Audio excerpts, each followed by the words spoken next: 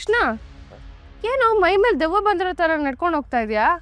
ಅಲ್ಲ, ಆ ಕಡೆ ಈ ಕಡೆನೂ ನೋಡ್ತಾ ಇಲ್ಲ, ಆ ಗಾಡಿನೂ ನಿಲ್ತಾ ಇಲ್ಲ, ಜಸ್ಟ್ ಮಿಸ್ಸು. ಏನೋ ಕಿಸಿತಿದ್ಯಾ ಪೆಕ್ರ ಥರ? ನಾನು ಕಿಸಿತಾ ಇದ್ದೀನಾ? ಅದು ಅದು ಅಪ್ಪ ಏನೋ ಯೋಚನೆ ಮಾಡ್ಕೊಂಡು ಬರ್ತಿದ್ದೆ. ಅಲ್ಲ, ಒಳ್ಳೆ ಗರ ಬಡ್ದಿರೋರ್ ಥರ ನಡ್ಕೊಂಡು ಬರ್ತಾ ಇದೆಯಾ ಅಂದರೆ ಸೀರಿಯಸ್ ಮ್ಯಾಟ್ರೇ ಇರುತ್ತೆ. ಏನಾಯಿತು ಹೇಳು.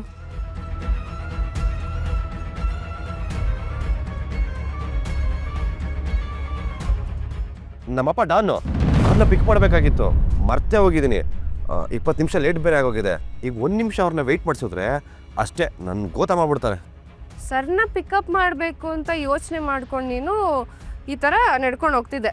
ಹೂ ಕಡೆ ಆಲ್ರೆಡಿ ಲೇಟ್ ಆಗಿದೆ ಅಷ್ಟೇ. ನನಗೆ ಇವತ್ತು ಒಳ್ಳೆ ಕ್ಲಾಸ್ ತಗೋತಾರೆ, ಅದು ಸ್ಪೆಷಲ್ ಕ್ಲಾಸು.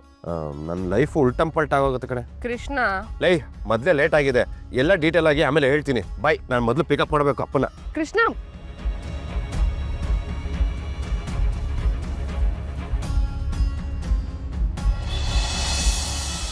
ಹೌದಾ? ಓಕೆ, ರೀಚ್ ಆಗಿದ್ದಾರೆ. ಅದು ಇಬ್ಬರೇ, ಯಾವ ಫ್ಯಾಮಿಲಿನೂ ಇಲ್ಲ, ಕಣ್ಣು ಇಟ್ಟಿಲ್ಲ, ಕಾಪಾಡೋರು ಇಲ್ಲ. ಮಮ್ಮ, ಇದೇ ಸರಿಯಾದ ಟೈಮ್, ನುಗ್ಗುಡಿಯೋಣ. ನೋ ಮಮ್ಮ, ಆಗಲೇ ನಮ್ಮ ಹುಡುಗ ಲೊಕೇಶನ್ ರೀಚ್ ಆಗಿದ್ದಾನೆ. ನಾವು ಇದೇ ರೀತಿ ನಕ್ಷತ್ರ ಎಣ್ಸ್ಕೊಂಡು ಕೂತ್ಕೊಂಡ್ರೆ ಸಮಯ ಮೀರೋಗುತ್ತೆ, ಅಥವಾ ಅವ್ರ ಮನ್ಸುಗಳೇ ಚೇಂಜ್ ಆಗ್ಬೋದು. ಒಂದು ವೇಳೆ ಅವಿನಯ್ಗೆ ಡೌಟ್ ಬಂದು, ಅದಕ್ಕೆ ಕಾಯಬೇಕು. ಅವನಿಗೆ ಡೌಟ್ ಬಂದರೆ ಓಡ್ತಾನೆ, ಅವನಿಗೆ ಡೌಟ್ ಬರ್ದಿರೋ ಹಾಗೆ ನೋಡ್ಕೋಬೇಕು. ಬಿಲ್ಡಪ್ ಕೊಟ್ಟು ಹೊಡೆಯೋದಲ್ಲ, ಬಾಂಬ್ ಥರ ಬ್ಲಾಸ್ಟ್ ಆಗ್ಬಿಡ್ಬೇಕು, ಶಾಕ್ ಇರಬೇಕು. ಅವನಿಗೆ ಡೌಟ್ ಬರದೆ ಹೋದರೆ ಹೆಂಡತಿ ಸೆರೆ ಒಳಗೆ ಇರ್ತಾನೆ, ಎಲ್ಲಿಗೂ ಹೋಗದೆ. ನಮಗೂ ಅದೇ ಬೇಕಾಗಿರೋದು.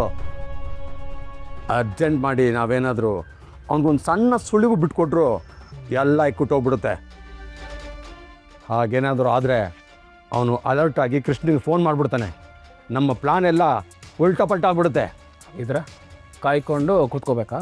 ಕಾಯೋದಲ್ಲ ರಣ, ಇದು ತಯಾರಿ ಮಾಡ್ಕೊಳ್ಳೋ ಟೈಮ್. ಓಡೋಕ್ಕೂ ಟೈಮ್ ಕೊಡಬಾರ್ದು. ಸಾವು ಹೆಂಗೆ ಬಂತು ಅಂತಲೂ ಗೊತ್ತಾಗ್ಬಾರ್ದು, ಹಾಗೆ ಟ್ರಾಪ್ ಮಾಡಬೇಕು.